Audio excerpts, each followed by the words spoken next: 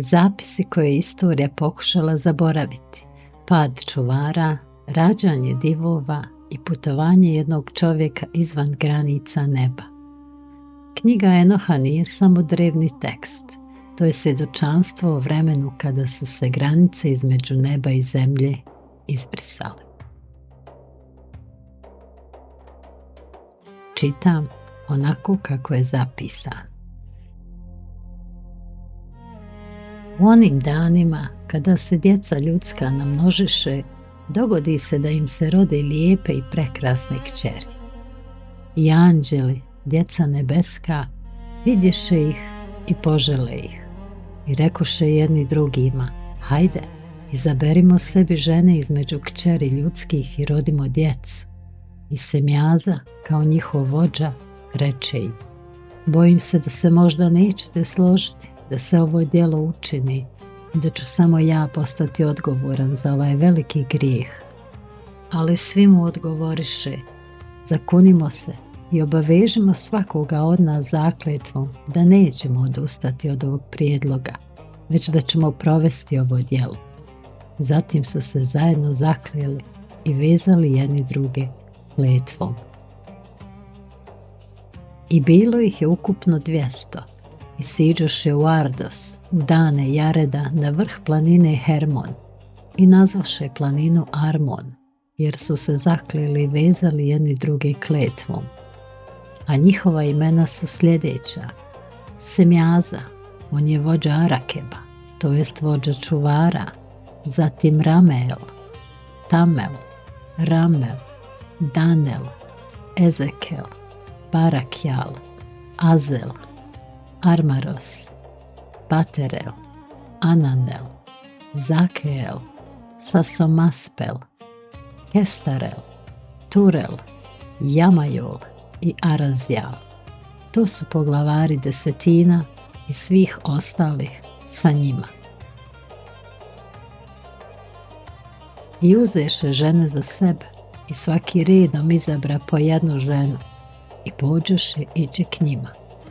I naučili su ih magičnoj medicini, čarolijama, rezanju korijenja, naučili su ih sve o biljkama. I žene zatrudnješe i rodiše velike divove, čija je visina bila 300 lakata. Ovi divovi konzumiraše proizvode svih naroda, dok se ljudima nije omrznulo hraniti ih. Tako se divovi okrenuše protiv ljudi kako bi ih jeli i počeli su griješiti protiv ptica, divljih zvijeri, gmizavaca i riba i proždirali su meso jedan drugom i pili su krv. I tada je zemlja podnijela optužbu protiv tlačitelja.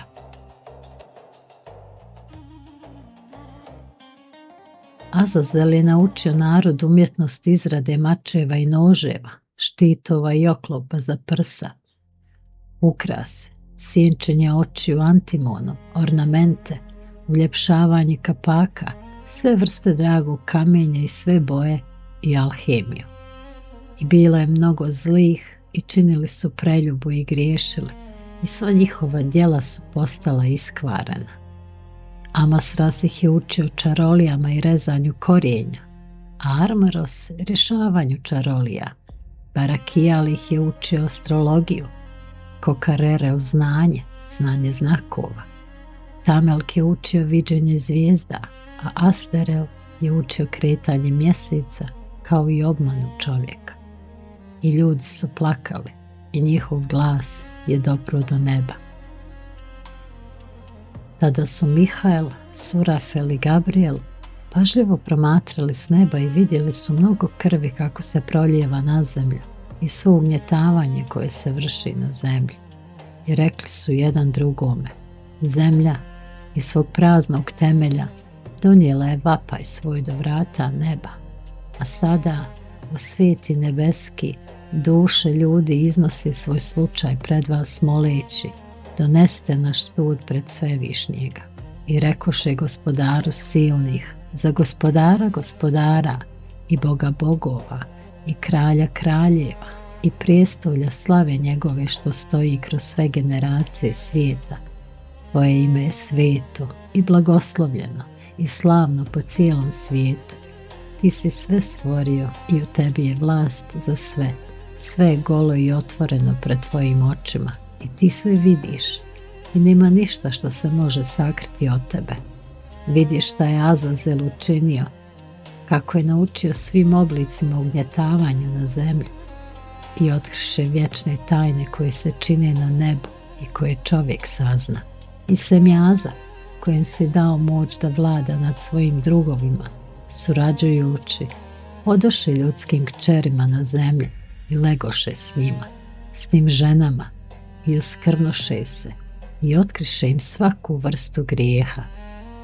Što se tiče žena, one rađaše divove do te mjere da se cijela zemlja napuni krvlju i ugnjetavanjem. I sada, gle, sveti će plakati, a oni koji su umrli donijeći tužbu do vrata neba. Njihovo jecanje se uzdiglo, ali nisu mogli izaći ispred lica ugnjetavanja koje se vrši na zemlji. I ti znaš sve, čak i prije nego što je nastalo, i vidiš ovo, ali nam ne kažeš šta je ispravno za nas da bismo mogli učiniti nešto u vezi s tim. I tada progovori Svevišnji, veliki i sveti, i posla Asurjalba sinu Lamehovu, rekavši: recimo u moje ime da se sakrije i otkrij mu kraj onoga što dolazi, jer će zemlja i sve biti uništeno. I potop će uskoro doći na cijelu zemlju i sve što je na njoj bit će uništeno, a sada ga pouči kako bi mogao pobjeći i njegovo potomstvo će biti sačuvano za sve generacije. A drugo, Gospodar reče Rafaelu: zaveži Azazela za ruke i noge i baci ga u tamu i napravi rupu u pustinji koja je bila u Dudajelu i baci ga tamo. Baci na njega hrapavo i oštro kamenje i pokri mu lice da ne vidi svjetlost, da bi bio poslan u oganj na veliki dan suda. I daj život zemlji koju su anđeli pokvarili i objavit će život zemlji, da joj on daje život. I sva djeca ljudi neće propasti kroz sve tajne anđela kojima su podučavali svoje sinove. I cijela zemlja je iskvarena Azazelovim učenjem o njegovim vlastitim djelima i napiši na njega sav grijeh. I Gabrielu Gospodar reče: idi protiv kopiladi i prokletnika i protiv djece preljube i uništi djecu preljube i protjeraj djecu čuvara između ljudi i pošalji ih jedne protiv drugih, tako da budu uništeni u borbi, jer nemaju dugih dana. Molit ćete za sve, za svoje očeve, u ime sebe, jer se nadaju da će živjeti vječni život. Nadaju se da će svaki od njih živjeti 500 godina. I Mihajlu Bog reče: obavijestite Semjazu i ostale koji su s njim, koji su bludničili sa ženama, da će umrijeti zajedno s njima u svoj njihovoj nečistoći. I kada se oni i sva njihova djeca međusobno budu borili i kada vide uništenje njihovih voljenih, vežite ih 70 generacija pod stijenama zemlje do dana njihovog suda i njihovog završetka, dok se vječni sud ne završi. U te dane će ih odvesti u dno vatre i u muke u zatvor gdje će biti zaključani zauvijek. A u vrijeme kada budu gorjeli i umirali, oni koji su surađivali s njim bit će vezani zajedno s njima, od sada pa nadalje, do kraja svih generacija. I uništite sve duše zadovoljstva i djecu čuvara, jer su učinili nepravdu čovjeku. Uništite nepravdu s lica zemlje i svako nepravedno djelo će prestati i biljka pravednosti i istine će se pojaviti zauvijek i on će posaditi radost. I tada će svi pravednici izbjeći i postati živi dok se ne umnože i ne postanu desetine stotina i sve dane svoje mladosti i godine svog umirovljenja završit će u miru. I u te dane cijela zemlja će se roditi u pravednosti. sva zasađena drvećem i naći će blagoslov. I posadit će na njoj lijepo drvo, vinovu lozu. I onaj ko na njoj posadi vinovu lozu, proizvodit će obilje vina. I svako sjeme koje se na njoj posije, jedna mjera daće 1000 mjera, a jedna mjera maslina daće 10 mjerica ulja. I očistit ćeš zemlju od svake nepravde i od svake nečistoće i od svakog ugnjetavanja i od svakog grijeha i od svake nepravde koja se čini na zemlji. Ukloni ih sa zemlje. I sva djeca naroda postaće pravedna. I svi će me narodi obožavati i blagosiljati. I svi će pokloniti sebe k meni. I zemlja će biti očišćena od svake nečistoće i od svakog grijeha i od svake kuge i od svake prijetnje.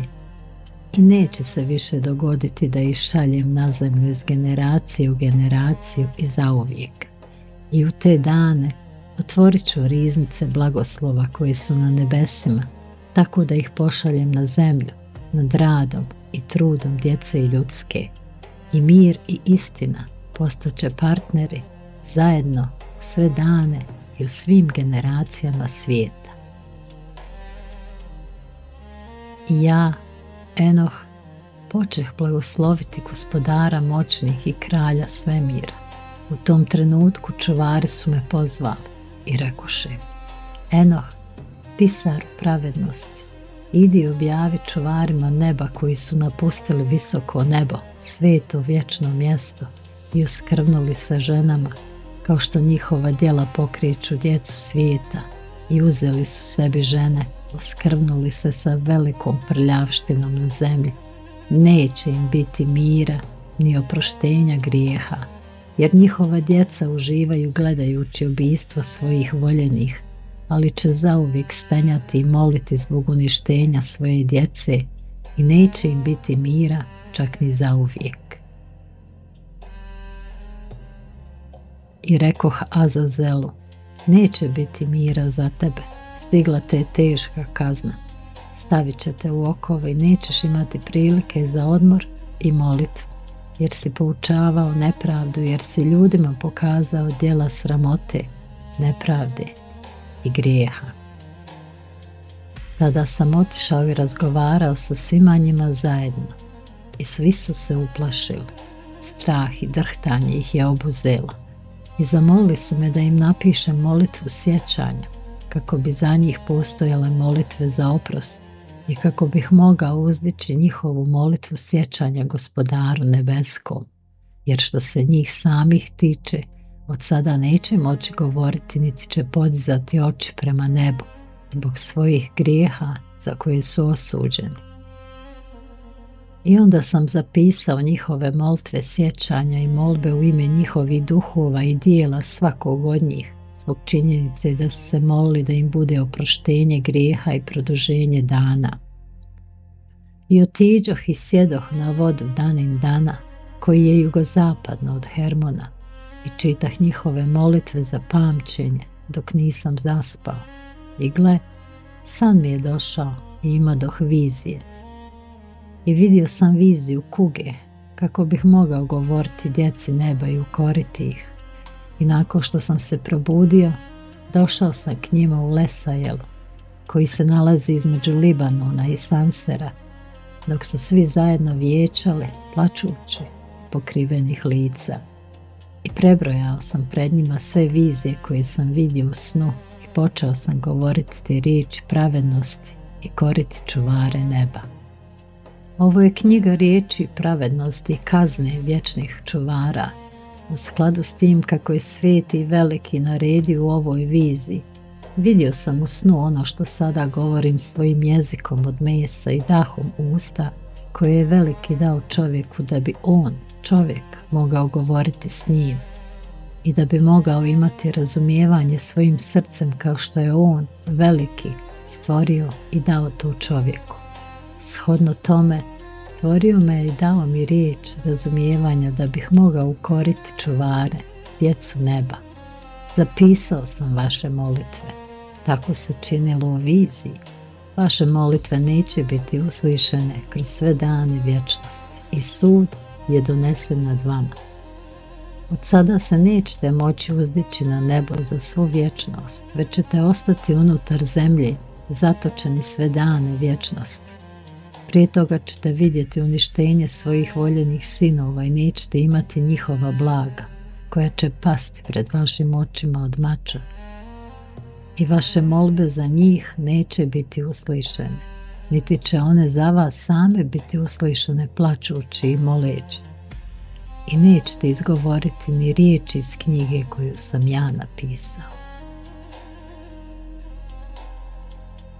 I gle, vidjeh oblake, i zvali su me u viziji, i magle su me zvale, i kretanje zvijezda i munje su me jurili i zazivale u meni želj, i u viziji vjetrovi su me tjerali da letim i nosili me visoko u nebo. I nastavio sam ići u nebo dok se nisam približio zidu koji je bio izgrađen od bijelog mramora i okružen jezicima vatre, i to me počelo plašiti. Uđoh u te jezike vatre i približih se velikoj kući koja je bila izgrađena od bijelog mramora, a unutrašnji zidovi su bili poput mozaika od bijelog mramora, pod od kristala, plafon poput zvijezda i munja, između njih su stajali vatreni kerubini i njihovo nebo od vode, i plamteća vatra je okruživala zidove, a vrata su je gorjela vatrom. I uđoh u kuću, koja je bila i vruća kao vatra i hladna kao led, i tamo nije bilo ničega unutra, i tako strah me obuze i drhtanje me obuze. I dok sam se tresao i drhtao, pao sam licem na zemlju i vidio viziju. I gle, predamnom bijaše otvori druga kuća koja je bila veća od prethodne i sve bijaše izgrađena od vatrenih jezika.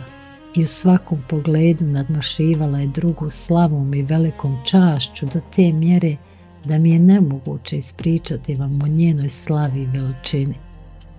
Što se tiče njenog poda, bio je od vatre, a iznad njega munja i put zvijezda, a što se tiče plafona, bio je to plamteći oganj. I gledao sam i vidio unutra uzvišeno prijestolje. Njegov izgled bijaše kao kristal, a njegovi kotači kao sjajno sunce, i čuo sam glas kerubina, a ispod prijestolja izlazili su potoci plamteće vatre. Bilo je tako teško gledati u to. I veliki slavni sjedio je na njemu. Što se tiče njegove haljine, koja je sijala jače od sunca, bila je bijelja od svakog snijega.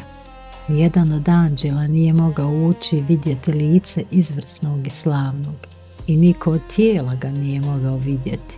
Plamteća vatra bila je oko njega, a velika vatra stajala je pred njim. Nikomu se nije mogao približiti među onima koji su okruživali desetine miliona koji su stajali pred njim. Njemu nije trebalo vijeće, ali najsvetiji koji su mu blizu nisu se udaljavali ni noću, niti su se odmicali od njega. Do tada sam ležao ničice, drhteći, sa svojim licem okrenutim prema dolje. I Gospodar me pozva svojim ustima i reče mi: Enoh, približi se k meni i mojoj svetoj riječi.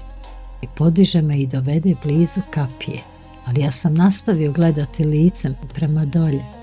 A on me podiže i reče mi opet svojim glasom: Enoh.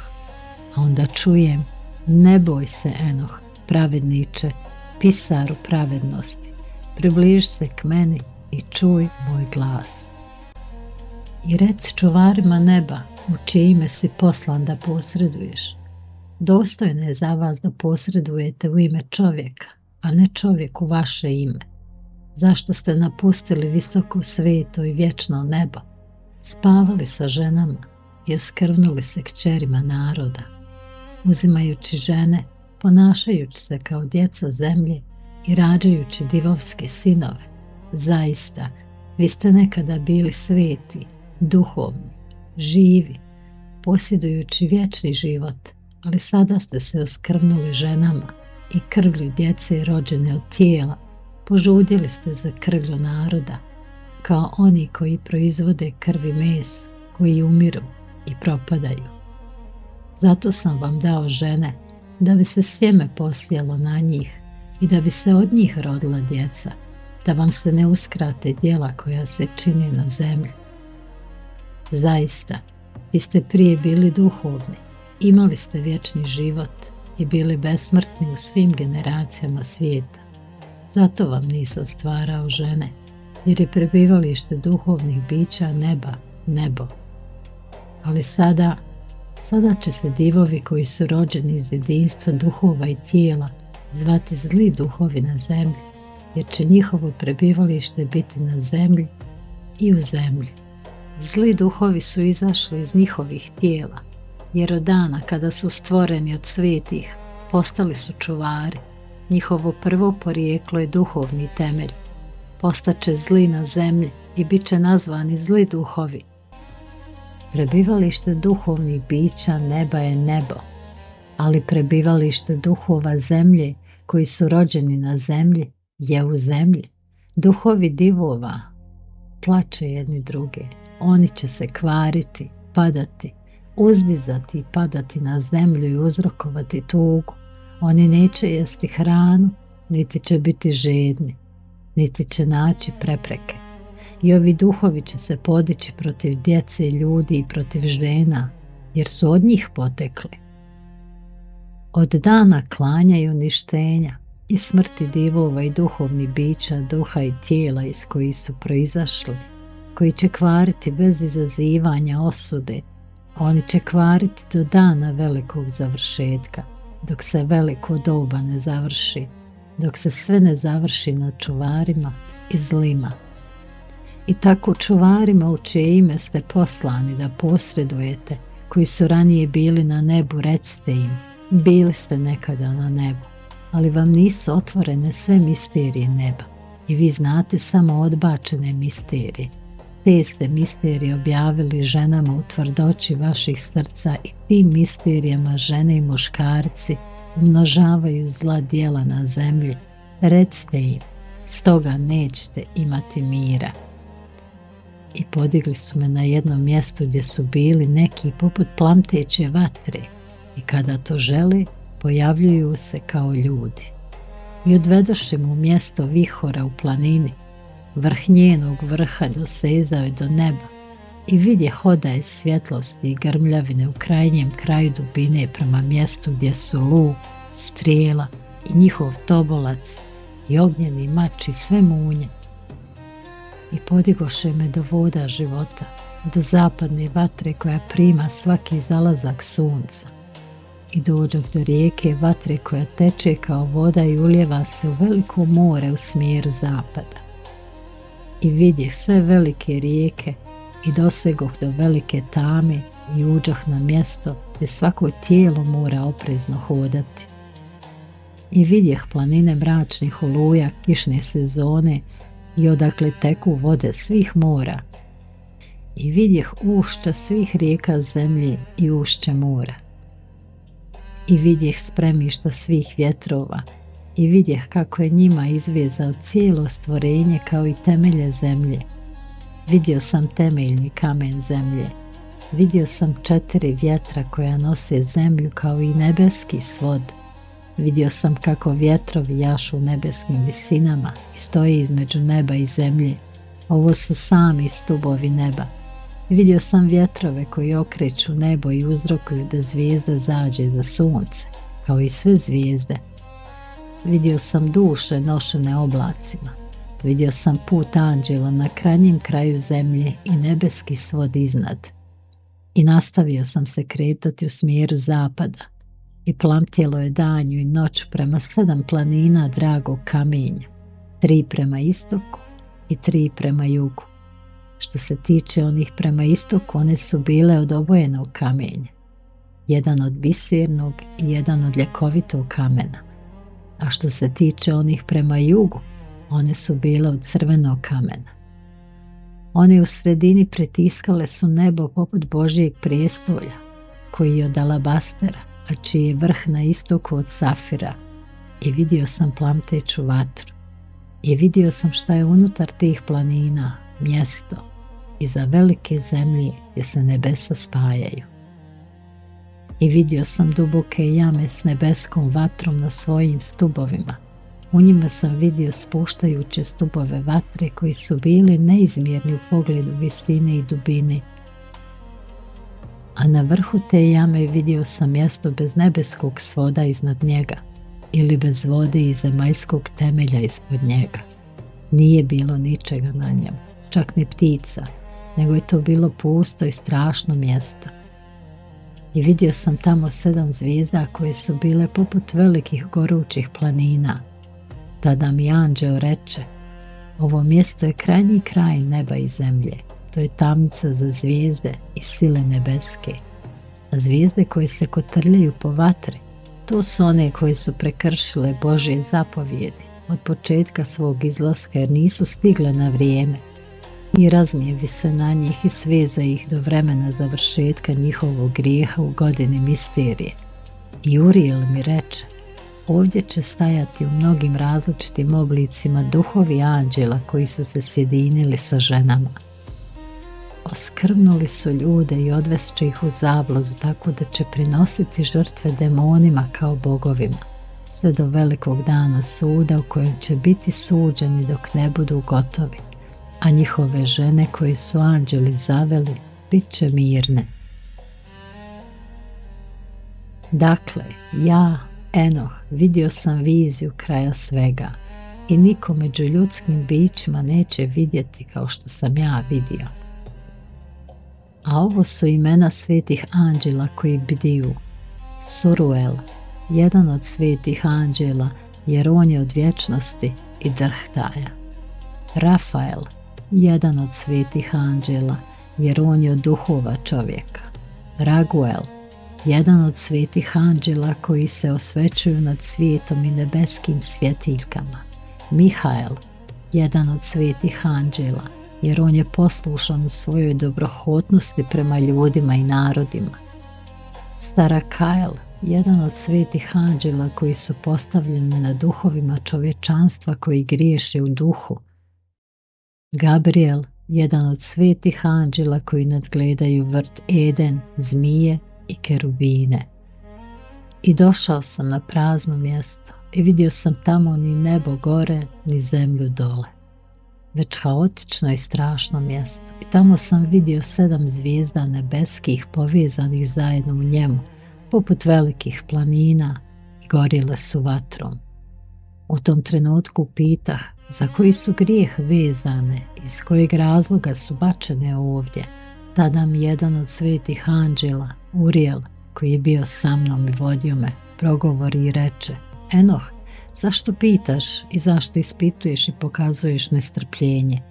Ove su među zvijezdama na nebu koje su prekršile zapovjedi Gospodnje i vezane su na ovom mjestu do završetka 10 miliona godina, prema broju svojih grijeha. Zatim sam krenuo iz tog područja na drugo mjesto koje je još strašnije i vidio sam strašnu stvar, veliku vatru koja je gorjela i plamtjela. Mjesto je imalo rascijep koji se protezao do posljednjeg mora, izljevajući velike stupove vatre. Ni njegov opseg, ni njegovu veličinu nisam uspio vidjeti, niti sam mogao procijeniti. U tom trenutku bio je to strašni otvor i bolno ga je bilo gledati. Tada je Uriel, jedan od svetih anđela koji je bio sa mnom, odgovorio i rekao mi: Enoh, zašto se tako bojiš? Odgovorio sam: uplašen sam zbog ovog strašnog mjesta i prizora ove bolne stvari. I on mi reče: ovo mjesto je tamnica anđela, ovdje su zauvijek zatočeni. Zatim odoh na drugo mjesto i on mi pokazao na zapadnoj strani veliku i visoku planinu od tvrde stijene i unutar nje 4 prekrasna ugla. Imala je u sebi duboku i široku i glatku stvar koja se kotrljala i mjesto je bilo duboko i mračno za gledanje. U tom trenutku Rafael, jedan od svetih anđela koji je bio sa mnom, odgovori mi i reče: ovi prekrasni uglovi su ovdje da bi se duhovi duša mrtvih sakupili u njima. Oni su stvoreni da bi se duše djece i ljudi ovdje sakupljale. Pripremili su ova mjesta kako bi duše ljudi tamo smjestili do dana njihovog suda i određenog vremena velikog suda nad njima. Vidio sam duhove od djece i ljudi koji su bili mrtvi, a njihovi glasovi su dopreli do neba do ovog trenutka. Pitao sam Rufaela, anđela koji je bio sa mnom, i rekao sam mu: ovaj duh, čiji glas dopire do neba ovako i upućuje molbu, čiji je to duh? A on mi odgovori: ovo je duh koji je napustio Abela, kojeg je ubio Kain, njegov brat. On nastavlja da ga proganja dok se svo Kainovo potomstvo ne istrijebi s lica zemlje i dok se njegovo potomstvo ne raspadne među potomstvom ljudi. U tom trenutku postavio sam pitanje u vezi s njim i u vezi sa sudom od svih. Iz kojeg razloga je jedno odvojeno od drugog? I on odgovori i reče mi: ova tri su stvorena da bi se duhovi mrtvih mogli odvojiti i na način na koji se duše pravednika odvajaju ovim izvorom vode sa svjetlošću na njemu, na sličan način grešnici su odvojeni kada umru i budu sahranjeni u zemlji i sud nije izvršen nad njima za života. U ovoj velikoj boli do velikog dana suda i onima koji proklinju bit će kuga i bol zauvijek i odmazda njihovih duhova. Oni će ih vezati tamo zauvijek, čak i od početka svijeta, i na ovaj način je odvajanje učinjeno za duše onih koji podnose tužbu i onih koji otkrivaju o uništenju, kao što su ubijeni u danima grešnika. Tako je učinjeno za duše ljudi koji nisu pravednici, već grešnici i savršeni kriminalci. Bit će zajedno s drugim zločincima koji su poput njih, čije duše neće biti ubijene na dan suda, ali neće ustati odande. U tom trenutku blagoslovih gospodara slavi i rekoh: blagoslovim bio moj gospodar, gospodar pravednosti koji vlada zauvijek. I odatle sam otišao na mjesto u smjeru zapada do krajnjih krajeva zemlje. I vidio sam goruću vatru koja je tekla bez odmora i nije smanjivala svoju brzinu noću i danju. I upitah: šta je ova stvar koja nema odmora?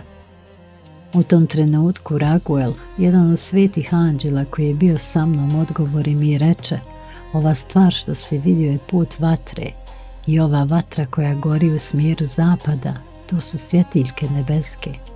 Odatle sam otišao na drugo mjesto na zemlji, a on mi je pokazao planinu od vatre koja je plamtjela danju i noću. I krenuh u njegovom smjeru i vidjeh 7 dostojanstvenih planina, sve različite jedna od druge, od dragog i prekrasnog kamenja, i sve dostojanstvene i slavne u pogledu svog izgleda i lijepe u pogledu svog pročelja. 3 na istoku, jedna utemeljena na drugoj, i 3 na sjeveru, jedna na drugoj, sa dubokim i krivudavim jarcima, svaka je udaljena od druge. 7 planina bijaše smješteno usred ovih jaruga i u pogledu njihove visine sve su nalikovale sjedištu prijestolja koje je okruženo mirisnim drvećem. I među njima bilo je jedno drvo kakvo nikada nisam osjetio mirisu. Nije bilo nijednog među tim ili drugim drvećem koje je slično njemu. Među svim mirisima ništa nije moglo biti tako mirisno. Njegovo lišće, njegovo cvijeće i njegovo drvo nikada ne bi zauvijek uvenulo. Njegov plod je lijep i podsjeća na grozdaste plodove palme. U tom trenutku rekoh: ovo je prekrasno drvo, prekrasno za vidjeti, s tako lijepim lišćem i veličanstvenim cvjetovima. Tada mi odgovori Mihael, jedan od svetih i poštovanih anđela, on je njihov poglavar, a koji je bio sa mnom. I reče mi: Enoh, šta me to pitaš o mirisu ovog drveta i o čemu si toliko radoznao? U tom trenutku odgovorih: želim znati sve, ali posebno o ovome. On odgovori: ova visoka planina koju si vidio, čiji vrh podsjeća na Božji prijestol, jeste njegovo prijestolje, na kojem će sjediti sveti veliki gospodar slave, vječni kralj, kada siđe da posjeti zemlju sa dobrotom. A što se tiče ovog mirisnog drveta, nijedno ljudsko biće nema ovlasti da ga dotakne do velikog suda, kada će se on osvetiti svima i zauvijek završiti. Ovo je za pravedne i pobožne. Izabranima će se dati njegovi plodovi za život. On će ga posaditi u smjeru sjeveroistoka, na svetom mjestu u smjeru doma gospodara, vječnog kralja. Tada će se radovati u veselju i ući će u sveto mjesto. Njegov miris će prodrijeti u njihove kosti, dok će život živjeti na zemlji, kao što su vaši očevi živjeli u svoje dane. U tom trenutku blagoslovio sam gospodara slave, vječnog kralja, jer je on pripremio takve stvari za pravednike, kao što ih je stvorio i dao im to. I odatle sam otišao u središte zemlje i vidio blagoslovljeno mjesto zasjenjeno granama koje žive i cvjetaju iz drveta koje je bilo posječeno. I tamo sam vidio svetu goru, ispod planine, u smjeru istoka, bio je potok koji je tekao u smjeru sjevera. I ugledah u drugom smjeru drugu planinu koja je bila viša od prve, između njih je bila duboka i uska dolina. U smjeru potonje planine tekao je potok. U smjeru zapada od ove nalazila se još jedna planina, manja od nje i ne tako visoka, s dolinom ispod nje. Između njih, osim toga, druga dolina koja je duboka i suha. Doline su bile uske, formirane od tvrdih stijena i nijedno drveće nije raslo na njima. I divio sam se planinama, i divio sam se dolinama, divio sam se vrlo duboko. U trenutku rekoh, zašto ova blagoslovljena zemlja u potpunosti ispunjena drvećem ima u svojoj sredini ovu prokletu dolinu?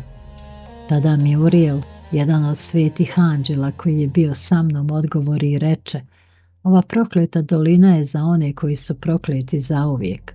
Ovdje će se okupiti svi prokleti. Oni koji u ustima govore nepristojne riječi protiv gospodara, izgovaraju teške riječi o njegovoj slavi. Ovdje će se okupiti i ovdje će biti njihov sud u posljednjim danima. Bit će nad njima prizor pravednog suda, prisustvo pravednika zauvijek.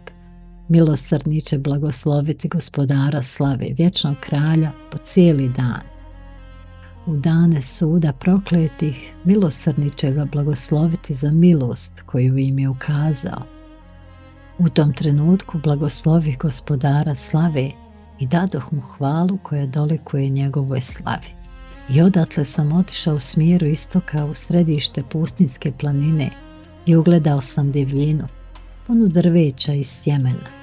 I na vrhu je bio potok koji je izvirao odozgo. Izgledalo je kao vodopad koji se spušta u smjeru zapada ili sjeveroistoka. Voda i rosa su se dizali iz njega posvuda. Zatim sam otišao na drugo mjesto u pustinji i približio sam se istočnom smjeru ove planine. I tamo sam vidio drvo suda koje ima miris smeća. Njegovo drvo izgledalo kao drvo tamjana i smirne. A iza toga, nedaleko iznad onih istočnih planina, vidio sam mjesto koje je beskrajna dolina vode. I vidio sam prekrasno drveće koje je nalikovalo drvetu čiji je miris bio poput mastiksa. I u smjeru strana tih dolina vidio sam mirisno drvo cimeta. I preko njih nastavio sam u istočnom smjeru. I vidio sam druge planine sa drvećem u njima. Iz tog drveća je teklo nešto poput nektara, zvano Sararav i Galbanov. I preko ovih planina vidio sam još jednu planinu i u njoj su bila stabla aloe, a cijela šuma je bila puna drveća poput snažnih stabala badema. I kada se ubere plod, on daje najugodniji miris.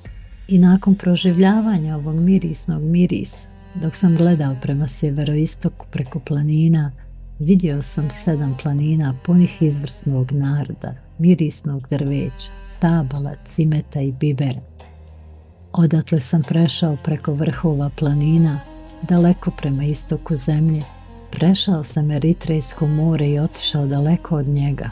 Prošao sam iznad glave anđela Zutuela i došao sam u vrt pravednosti i vidio iza tih stabala mnoga velika stabla kako tamo rastu. Miris im je sladak, s mnogo elegancije i slave, velika su. I drvo mudrosti, od kojeg se jede i spoznaje velika mudrost, bilo je među njima. Izgledalo je kao boje rogača, plodovi su mu bili poput vrlo lijepih grozdova, a miris ovog stabla putuje i dopire daleko.